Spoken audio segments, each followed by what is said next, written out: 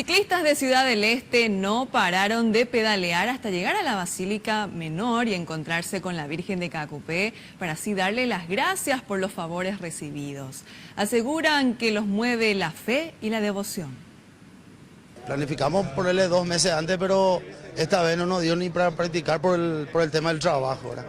Porque gracias a Dios trabajamos todos, somos todos padres de familia. Elegimos la bicicleta más bien porque a pie cuesta mucho venir de Ciudad del Este, ¿verdad? Entonces elegimos más bien. Este es el segundo año que venimos así en forma grupal. Los mueve la fe y no importaron las dificultades para llegar.